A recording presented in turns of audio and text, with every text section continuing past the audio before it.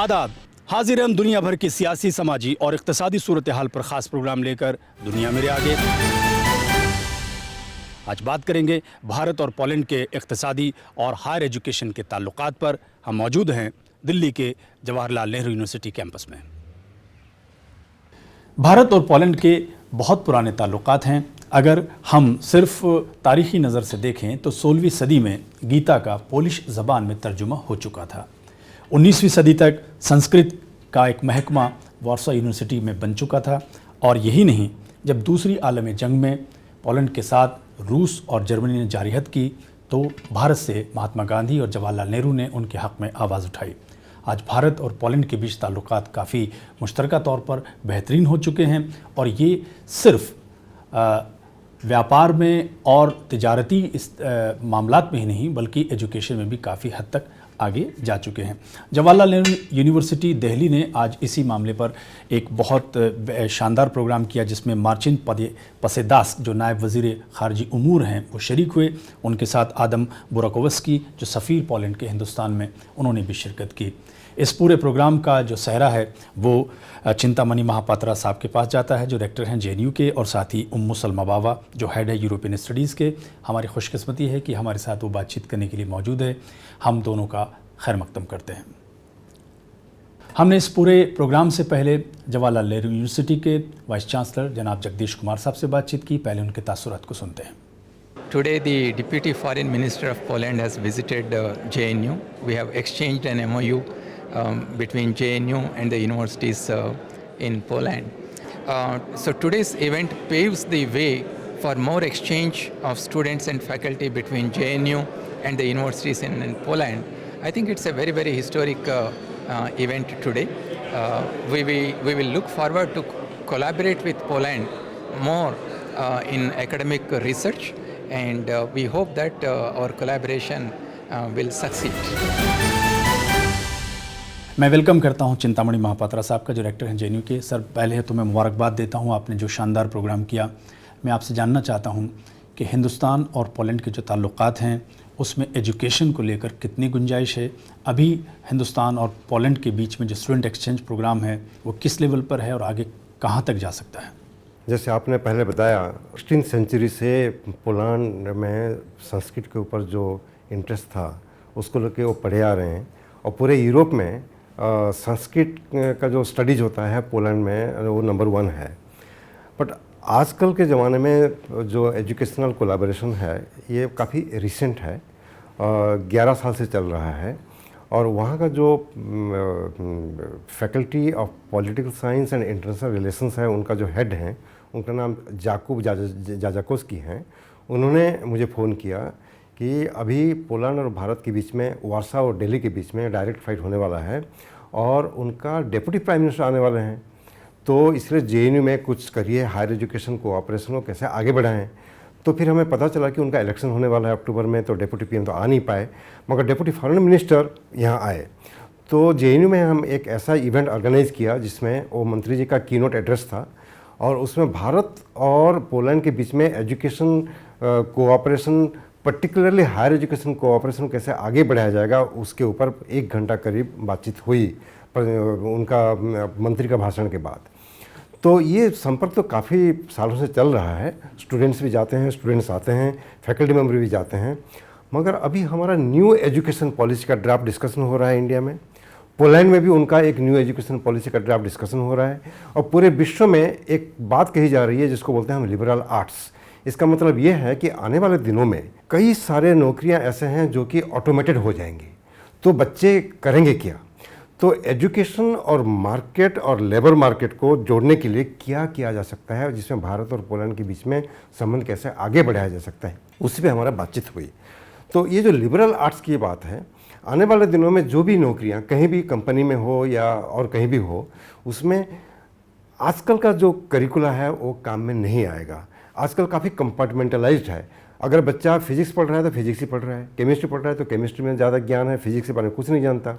और liberal arts ऐसा एक सिस्टम है जिसमें सारे बच्चों को एक मौका दिया जाएगा जिसमें एक सब्जेक्ट में जितना गहरी तथ्य निकालना चाहते हैं कर सकते हैं, मगर बाकी सारे सब्जेक्ट में भी उनका जानकारी बहुत ज़रूरी है।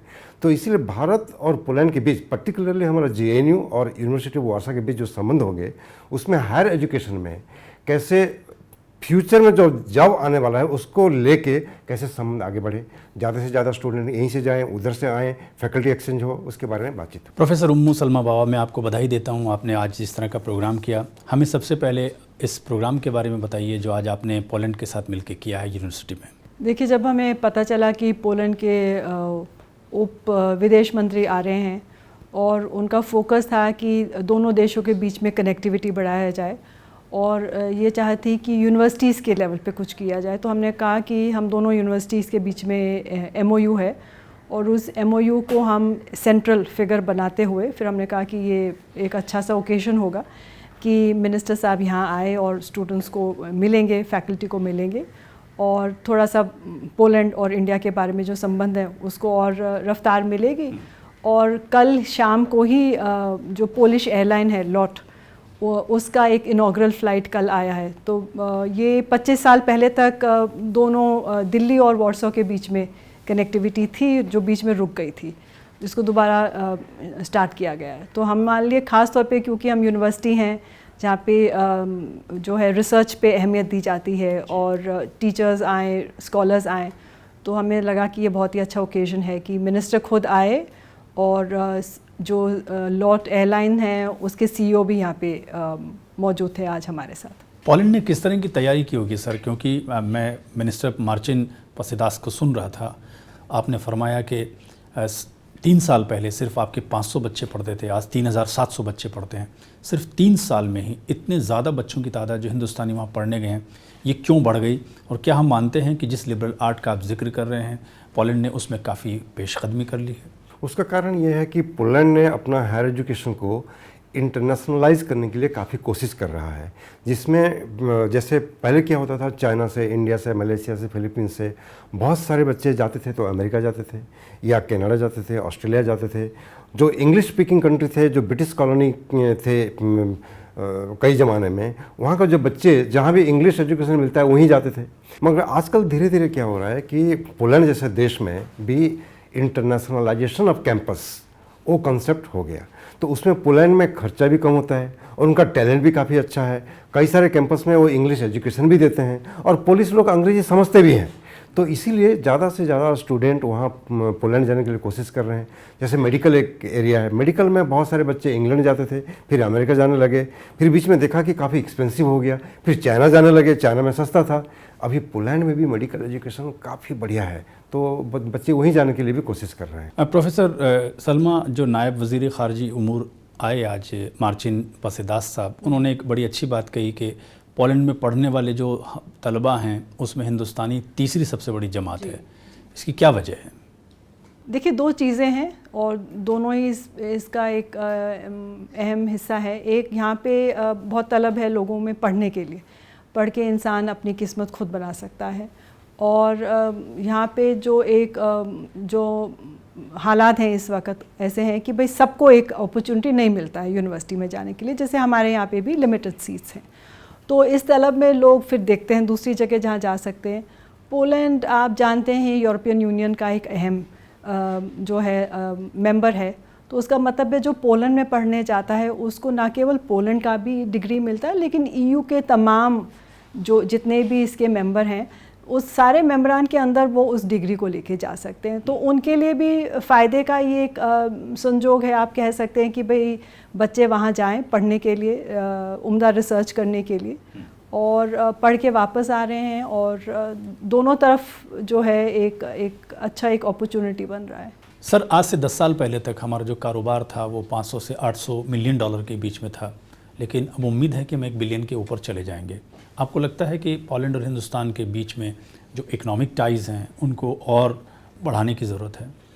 एक्चुअली पोलैंड अभी इंडिया का जितना भी ट्रेड होता है सेंट्रल यूरोप में, सेंट्रल और ईस्टर्न यूरोप में, Poland already largest trade partner है।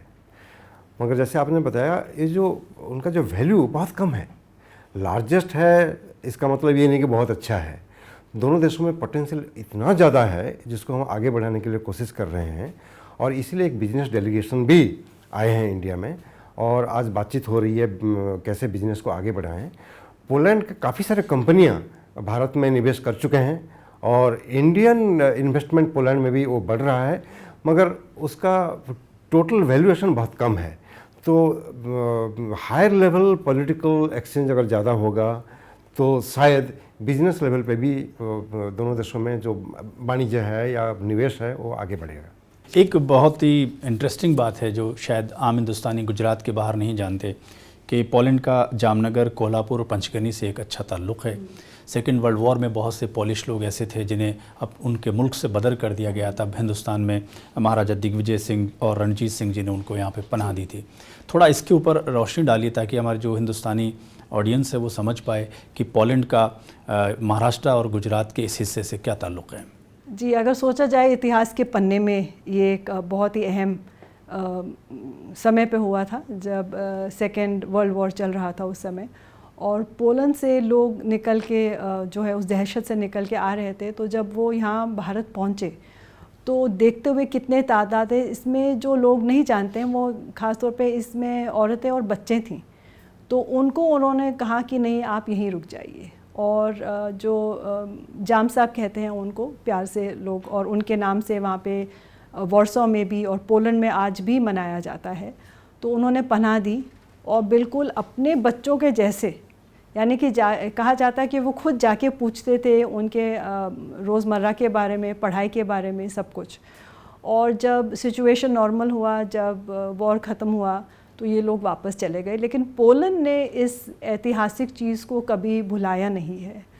तो शायद हम आम जीवन में शायद ये इसके बारे में जानते भी नहीं हैं कि एक गहरा रिश्ता, जिसे हम कहते हैं खून के रिश्ते से भी ज़्यादा, और उस रिश्ते को आज तक किसी ने भुलाया नहीं है, और उसको हर साल याद करते हैं, लोग आते हैं, वो पीढ़ी, वो नस्ल आगे निकल गई है, उनके बच्चे आते हैं कि हमें यहाँ पनाह मिली थी और इसलिए आज हम हैं। तो ये शायद आज के समय में हमारा जो बायलैटरल रिलेशन है इसको वो और आगे बढ़ा सकता है। इसको एक अहम जो पीपल टू पीपल हम कांटेक्ट कहते हैं, लोगों के बीच में जो दरमियाँ जो हैं, ये जो नज़दीकियाँ होती हैं सरकारी लेवल पे सिर्फ कागज़ और दस्तावेज़ साइन होते हैं, और जो मोहब्बतें हैं वो दिल से बनती हैं। तो शायद ये चीज़ उसमें बहुत ही अहम उसका एक रोल है। सर, आमतौर पर ऐसा माना जाता है कि जो हिंदुस्तान की जो मैन्युफैक्चरिंग है, यानी जो चाय है, कॉफ़ी है, कपड़े हैं, रेशम है, ये हम पोलैंड को देते हैं। सर्विस में टाटा, विप्रो सभी ने अपनी वहाँ पे कंपनियाँ और कारोबार शुरू किया। लेकिन पोलैंड से हम लेते क्या हैं, ये आम हिंदुस्तानी कम जानते हैं। ज़रा आप इसके बारे में। पोलैंड से बेसिकली मशीनरी आते हैं, और पोलैंड का इंडस्ट्रियल डेवलपमेंट काफ़ी आगे बढ़ चुका है। जैसे सोशलिस्ट सिस्टम टाइम में वो काफ़ी पीछे था, मगर जब सोवियत यूनियन कोलैप्स हो गया और पोलैंड बिल्कुल सोवियत यूनियन का कब्जे से बाहर आ गया, उनका इकोनॉमिक रिफॉर्म्स हुआ, तो उसमें पोलैंड का जो इतिहास में भी जाएंगे तो उनका इंजीनियरिंग में या मैन्युफैक्चरिंग में वो काफ़ी उन्नत देश है। तो वहीं से मशीनरी काफ़ी आते हैं पोलैंड से। और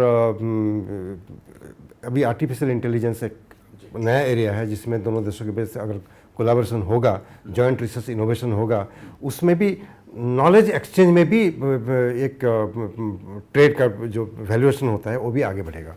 प्रोफेसर सलमा बाबा, जो हिंदुस्तान में सफ़ीर हैं पोलैंड के, आदम बुराकोवस्की, वो ख़ुद जिस स्कूल में पढ़े हैं उसका नाम भी महाराजा जाम साहिब प्राइमरी स्कूल है, जो कि वारसा में है, और वो ख़ुद भी अच्छी उर्दू भी बोलते हैं और हिंदी भी अच्छी बोलते हैं।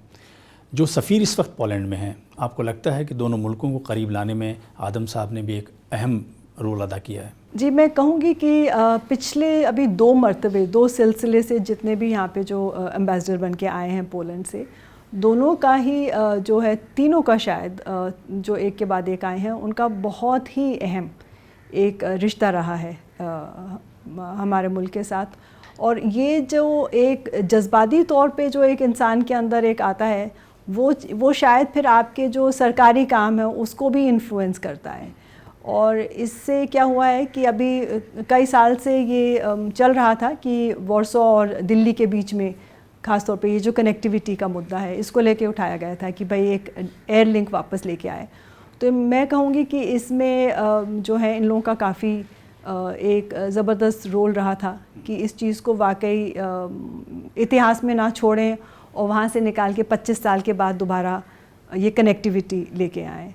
एक इंसान अपने अंदर एक उसका एक जो अलग अलग पहलू हैं, और अगर जो पर्सनल पहलू जो अपने काम के पहलू के साथ जुड़ जाए तो वो उसका जो इम्पैक्ट होता है वो अलग ही दिखता है। सर, यूरोप में आमतौर पर जो ग्रोथ रेट है इकोनॉमी की वो 1% भी बहुत मानी जाती है, लेकिन पोलैंड 2% से ज़्यादा मेंटेन कर रहा है। आपको क्या लगता है कि किन शोबों में इन्होंने काम किया, किस डिपार्टमेंट्स में इन्होंने मेहनत की है कि जबकि पूरा यूरोप या तो डाउन है या ज़ीरो पे है ग्रोथ रेट, या वहाँ 1% भी नहीं है, वहाँ पोलैंड 2% से ज़्यादा मेंटेन कर रहा है? एक्चुअली पोलैंड का इकोनॉमी यूरोपियन यूनियन का काफ़ी बड़े बड़े जो मेजर इकोनॉमी है, चाहे फ्रांस हो, जर्मनी हो, इटली हो, उससे काफ़ी कम है। मगर ग्रोथ रेट की बात करेंगे तो यूरोप में जो एक यूरोजोन क्राइसिस शुरू हो गया 2007-8 के बाद, वो क्राइसिस से अब तक उभरना उनके लिए मुश्किल हो रहा है। बाद में आ गया जैसे ग्रीस का और पोर्चुगल का इकोनॉमी इतना नीचे गिर गया कि वो तो बिल्कुल बैंकरप्ट होने वाले थे। और तीसरा कारण ये है कि अभी जो ब्रेक्सिट, ब्रिटेन जब ईयू से निकलना चाहता है, उसका भी एक साइकोलॉजिकल तौर पे भी एक असर है। तो उसी सिलसिले में अगर पोलैंड को देखेंगे, पोलैंड तो बाद में 2004 में मेंबर बना ईयू का। पोलैंड का इकोनॉमी, नेशनल इकोनॉमी का डायनामिज्म काफ़ी अच्छा रहा है, तो इसलिए उनका ग्रोथ रेट आगे बढ़ रहा है। और 2% भी एक्चुअली माना जाए तो इतना अच्छा ग्रोथ रेट नहीं है। 1% इसलिए अच्छा है यूरोप में कि उसका जो अमाउंट है वो मैच्योर्ड इकोनॉमी है। मैच्योर्ड इकोनॉमी में 2 से 3% मतलब काफ़ी बहुत है। तो पोलैंड एक डायनामिक इकोनॉमी है, धीरे धीरे ऊपर आ रहा है। प्रोफेसर बाबा, एक सवाल जो तिजारती उमूर के हवाले से, ट्रेड पे मैं आपसे करना चाहूँगा कि अभी भी हिंदुस्तान और पोलैंड का कारोबार उतना बेहतर नहीं है, ये 1 बिलियन से कम है, जबकि यूरोप के उसी खित्ते में जो कि नॉर्थ यूरोप के जो हिस्से हैं वहाँ हम अच्छा कारोबार कर रहे हैं। जब पोलैंड के साथ हमारे इतने गहरे बाहमी और मुश्तरका और हिस्टोरिकल ताल्लुकात हैं, आपको लगता है कि अभी भी तिजारती कारोबार को और बेहतर बनाने में हम पेशकदमी कर सकते हैं? जी, मैं सहमत हूँ इस बात से। देखिए, हालात बीच में बदल गए थे, हमें वो उस चीज़ का ध्यान करना चाहिए कि जो एक 1990 तक था, तो जो सोशलिस्ट ब्लॉक उस समय कहलाया जाता था, उसके साथ पोलैंड भी उसका एक अहम हिस्सा था।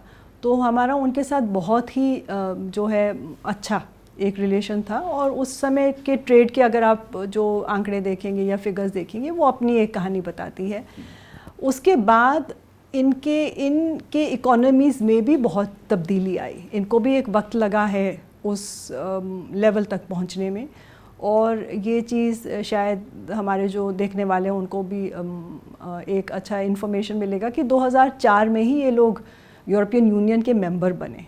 तो अगर उस समय से आज का सफ़र देखें हम, तो जो ये ये जो 15 साल है, इसमें पोलैंड ने बहुत तरक्की करी है। तो स्कोप बहुत है। और हाल ही में अपने जो हैं फॉरेन मिनिस्टर जयशंकर जी अभी कुछ दिन पहले ही पोलैंड होके आए, तो मुझे लगता है कि इन सब चीज़ों की जो अहमियत है हमारे ट्रेड रिलेशन में भी दिखेगा। सर, डिप्लोमेटिक लेवल पर हम अभी भी पोलैंड के साथ वो गर्मी नहीं देख पाते। दोनों देशों के जो रईस हैं, यानी जो हेड ऑफ स्टेट्स हैं, आमतौर पर 3rd प्लेस पे मिलते हैं। आपको लगता है कि थोड़ी आमद रफ्त, आना जाना डिप्लोमेट का और हेड ऑफ स्टेट्स का ज़रूरी है? डिप्लोमेसी लेवल पे, लो लेवल पे तो चलता आ रहा है शुरू से ही, 1954 से। 1954 में हमने पोलैंड को रिकॉग्निशन दिया, 1957 में डिप्लोमेटिक रिलेशनशिप हो गया, उसके बाद कई सारे हायर लेवल एक्सचेंज भी हुए। मगर अभी रिसेंट ईयर्स में, रिसेंट दशकों में हायर लेवल इंटरेक्शन थोड़ा कम रहा है इंडिया की तरफ से। पोलैंड से प्रेसिडेंट आते हैं, मगर इस तरफ से प्रधानमंत्री वहाँ काफ़ी साल से नहीं गए हैं। उनका उम्मीद है कि अगर नरेंद्र मोदी जी एक बार होके आएँ तो जो संबंध, चाहे वो बिजनेस हो, हायर एजुकेशन हो, या कोई भी इवन डिप्लोमेसी हो, उसको आगे बढ़ाने के लिए एक पुश देने के लिए प्रधानमंत्री अगर जाएं तो अच्छा होगा। उनका काफ़ी सारा उम्मीद है, हम भी कोशिश कर रहे हैं। अभी हमारा फॉरेन मिनिस्टर उधर गए थे, वो तो काफ़ी बढ़िया शुरुआत है। अभी उनका डिप्टी फॉरेन मिनिस्टर आ गए, तो उम्मीद है कि आने वाले दिनों में हायर लेवल एक्सचेंज ज़्यादा होगा, तो दोनों देशों में संबंध भी काफ़ी आगे बढ़ेगा। पोलैंड को आमतौर पर लैंड ऑफ ट्रेजिडी कहा जाता है, हिंदुस्तान को लैंड ऑफ ओवरकम कहा जाता है। क्या दोनों मिलकर लैंड ऑफ स्ट्रगल बनाते हैं? देखिए, कल की जो कहानियाँ हैं कोई ज़रूरी नहीं है कि वो आगे के नक्शे कदम के लिए वो कुछ एक इम्प्रिंट बनाए। तो ये जो ट्रेजेडी इनके साथ है, पोलैंड के साथ की जो थी, वो शायद आज बदल रही है, ये मेरा मानना है। लेकिन उनके नज़रिए से देखा जाए तो क्योंकि आप जिस जगह हैं एज अ कंट्री जहाँ पे हैं, वहाँ से आप हिल नहीं सकते हैं, आपके लोग आ जा सकते हैं, आपके आइडियाज़ जा सकती हैं। तो उनकी ट्रेजेडी ये रहेगी कि उनके ऊपर ये जो ज्योग्राफी का जो एक इम्पैक्ट है वो हमेशा रहेगा। लेकिन आप उस चीज़ से कैसे अपने आप को अपने पॉलिटिक्स से, अपने इकोनॉमी से और अपनी जो पॉलिसीज़ हैं उनसे क्या तब्दीलियाँ ला सकते हैं, ये आपके जो है आपके ऊपर है। तो मुझे लगता है कि दोनों देश उस आगे की तरफ देखें, ना कि पीछे मुड़ के देखें। जब हम गाड़ी चलाते भी हैं, जो आईना है पीछे से आने वाले के लिए, लेकिन नज़र तो आगे ही रहती है। तो शायद हम दोनों दिल्ली और वार्सो को आगे ही देख के चलना चाहिए। सर, एक बहुत अलग से सवाल आपसे कर रहा हूँ। फार ईस्ट में जापान के से लगती हुई इलाके की जो स्टेबिलिटी है नॉर्थ कोरिया के रवैये पे डिपेंड करती है। पोलैंड अकेला ऐसा मुल्क है जिसकी नॉर्थ कोरिया में एम्बेसी है और हिंदुस्तान की भी है। आपको लगता है कि हिंदुस्तान और पोलैंड नॉर्थ कोरिया के क्राइसिस में एक मेजर रोल प्ले कर रहे हैं डिप्लोमेसी में? पोलैंड ने अमेरिका को भी ऑफ़र किया था कि वो यहाँ इस इलाके में शांति बहाली की कोशिश कर सकता है। ये इसमें मेरा पर्सनल ओपिनियन पूरा अलग है। मैं कई महीनों से रिपीटेडली अपना ट्वीट भी करता हूँ। दुनिया को मानना पड़ेगा कि नॉर्थ कोरिया एक न्यूक्लियर वेपन स्टेट बन गया है, और ये जो कोशिश कर रहे हैं कि पूरे कोरियन पेनिनसुला को नॉन न्यूक्लियर बनाएं, ये नामुमकिन है। एक बार बम बन चुका है, मिसाइल छोड़े जा रहे हैं, फिर बोलते हैं कि तुम अपना बम को यहाँ सरेंडर कर दो, ये प्रैक्टिकल नहीं है। और साउथ कोरिया की तरफ जाएंगे, अभी साउथ कोरिया में भी एक डिबेट चल रहा है कि वो अपना बम बनाएं क्या या नहीं बनाएं। साउथ कोरिया जब भी चाहेगा एकदम शॉर्ट नोटिस में अपना बम बना सकता है। हिंदुस्तान में इतने सारे बड़े बड़े अखबार हैं, उनको कहीं भी अखबार में ये भी नहीं आता कि इवन ऑस्ट्रेलिया में भी डिबेट चल रहा है अभी कि वो न्यूक्लियर बम बनाए या ना बनाए।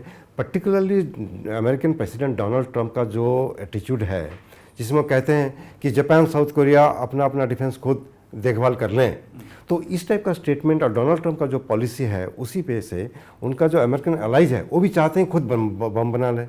और इस तरफ ईरान के ऊपर इतना दबाव है और उस तरफ जाकर बातचीत करते हैं नॉर्थ कोरियन प्रेसिडेंट के साथ। तो मुझे लगता है कि इसमें समझौता तो ये हो सकता है कि उसको फ्रीज किया जाए जहाँ भी प्रोग्राम हुआ है, और नॉर्थ कोरिया का जो जिस तरह से एग्रेसिवली मिसाइल छोड़े जा रहे हैं उसको फ्रीज कर दें और देश को अभी ओपन अप करें और बिजनेस ट्रेड हो, अंडरस्टैंडिंग हो।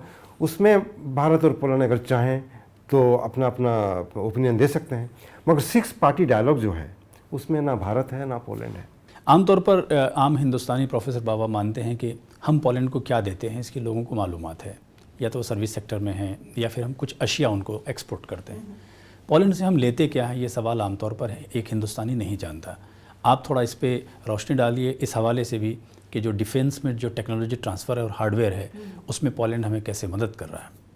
देखिए, जो यूरोप के जो कंट्रीज़ हैं टेक्नोलॉजी में काफ़ी आगे हैं हमसे, और हम लोगों के अपने हिंदुस्तान के डेवलपमेंट के लिए टेक्नोलॉजी बहुत ही इम्पॉर्टेंट है। और ख़ास तौर पे अगर डिफेंस इंडस्ट्री देखा जाए तो पोलैंड में जो है बहुत ही डेवलप्ड है, और ये पोलैंड हमें दे सकता है टेक्नोलॉजी। टेक्नोलॉजी देना एक बात है, दूसरा है कि पोलैंड ने जो मेक इन इंडिया प्रोजेक्ट जो लॉन्च हुआ था उसमें भी उन्होंने इनिशिएटिव में भाग लिया और कहा कि हम गो टू इंडिया उन्होंने लॉन्च करा। मीन्स हमारे मेक इन इंडिया को उन्होंने उसका सहयोग देते हुए उन्होंने कहा हम गो टू इंडिया करेंगे, जिससे कि मिल के एक नई किस्म का इस पे जान डाली जाए। तो टेक्नोलॉजी एक बहुत ही अहमियत चीज़ है। दूसरा जो लोग यहाँ नहीं जानते वो है अपने एनर्जी सेक्टर के लिए भी पोलैंड का इसमें एक अहम रोल हो सकता है आने वाले टाइम पे। क्लीन टेक्नोलॉजी और ख़ास तौर पे कोल इंडस्ट्री जो है, थर्मल पावर प्लांट के लिए पोलैंड के पास टेक्नोलॉजी है, तो ये हमारे लिए फ़ायदेमंद साबित। सर, आप यूरोपियन स्टडीज़ पढ़ाते रहे हैं कई सालों से, आपको क्या लगता है कि पूरी यूरोपियन यूनियन में जो पोलैंड की प्रेजेंस है, जो जहाँ वो मौजूद है, क्या आप उसे मानते हैं कि वहाँ वो असरदार है? देखिए, मैं यूरोप भी पढ़ाता हूँ, अमेरिका भी पढ़ाता हूँ, हाँ, पूरा विश्व पढ़ाता हूँ।